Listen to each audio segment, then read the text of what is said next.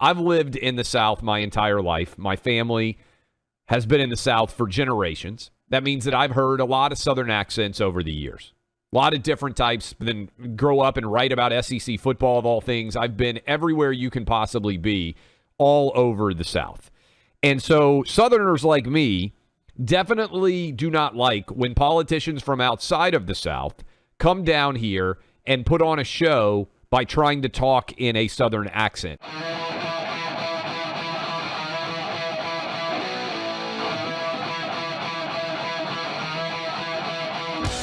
In addition to all the stupidity that Joe Biden brought to bear in Florida, he also decided to break out a really bad Southern accent that doesn't even make any sense, but I want all of you to hear it. Here is cut 10, Joe Biden yesterday in Florida, Southern accent guy.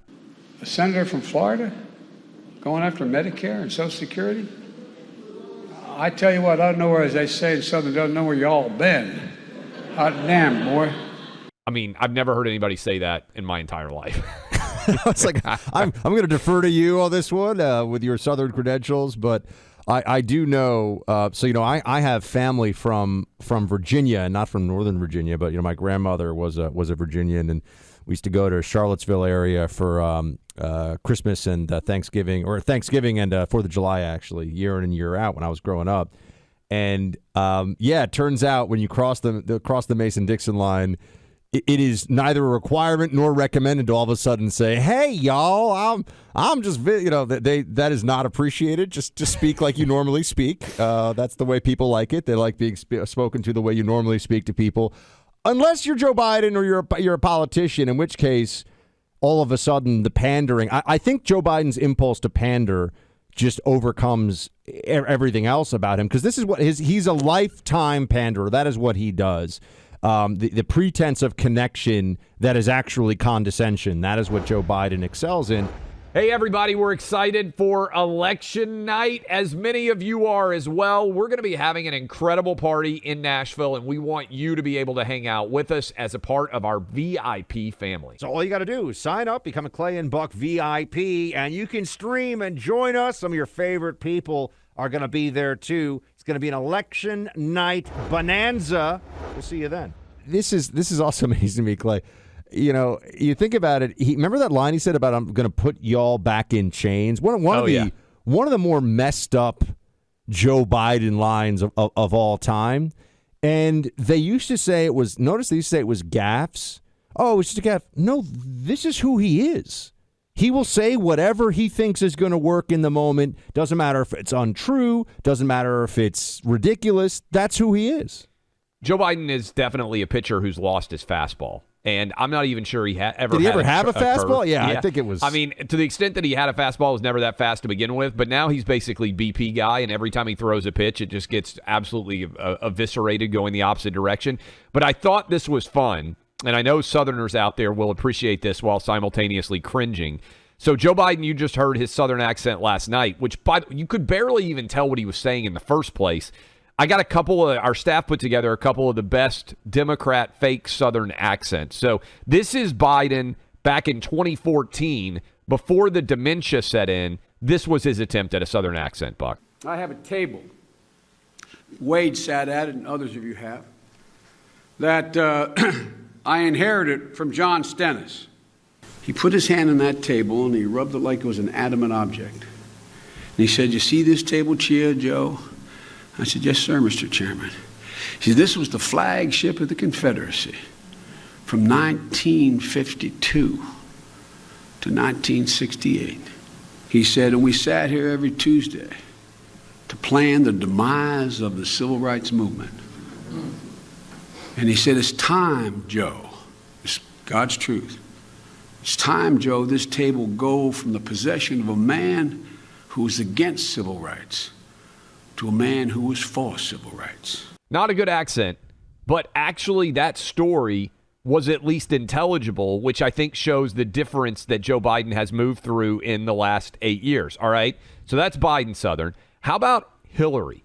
How about Hillary, Buck? Do you remember when Hillary would grew up in Illinois, moved to Arkansas because she married Bill Clinton, but Hillary on the road would often adopt a Southern accent? Enjoy this one. I don't feel no ways tired. I come too far from where I started from. Nobody told me that the road would be easy. I don't believe that you should play that without Clay. You got to give people a warning before you play Hillary audio. There are people who just poured coffee on their legs while they're driving. There are people who just choked a little bit for a second there on their shrimp salad sandwich. Hillary, it really unsettles people to hear her out of nowhere. That's one of the worst Southern accents that's ever existed. And I got it for our Louisiana people and certainly for people who were Notre Dame fans.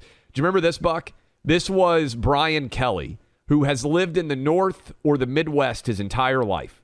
He accepted the LSU coaching job, Louisiana State, and the first time that he was introduced to the crowd at LSU, this is one of the worst Southern accents. It's right up there with Hillary. Maybe the worst Southern accent I've heard in a sports-related context. Listen to this one. Well, this is a great way to get started, and I haven't even won all my games yet.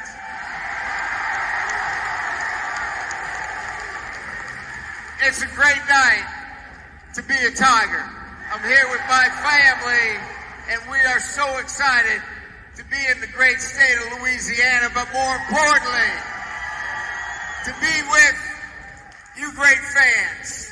So, Buck, here's my theory in general, and I would say this to politicians everywhere. You can win almost any political race if you're just normal. There's such a desperation for normal. Just be normal. Like, don't be stupid, cringeworthy, crazy. Just be a normal person. And it's amazing how many politicians just flat out can't do that. Well, there is also the Hillary Clinton phenomenon where she's so unlikable that I think she prefers to pretend to be other people whenever possible or present as something other than that which she is. I mean, here she is just yesterday. And think about this. The Democrats are in this position. Going into the voting booth, Hillary is still one of the big names of the Democrat Party, even though she got her, butt kicked in 2016 and then lied about it and all the rest of it.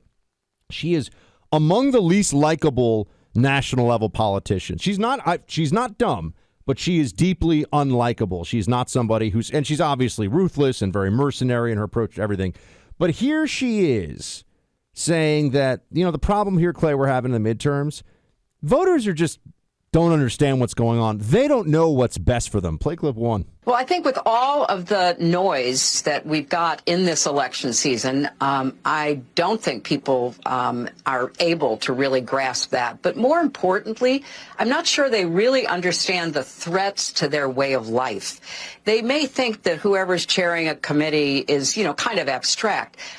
But the Republicans in the House and others, like the chair of the Republican Senate Campaign Committee, are on record saying that they are going to put Social Security and Medicare up for a vote. Now, I don't understand why every American, not just people eligible for those two programs that they have paid into, that they have worked hard for, that they have earned, are not up in arms. Okay, I mean, it's the 1990s call. They want their talking points back. Like, this is really, they're going after your Social Security. That's the best she's got right now. They don't really understand the issues. That's what she's going to, I think this is great. I think everyone who's thinking about who they should vote for, Hillary's a spokesman for the Democrats, folks, and she thinks you don't know what's going on in your own life. Or understand why voting is important. That's not a good spot to be in when you're a Democrat. They're trying to make excuses already, Buck, for the red tsunami that is coming.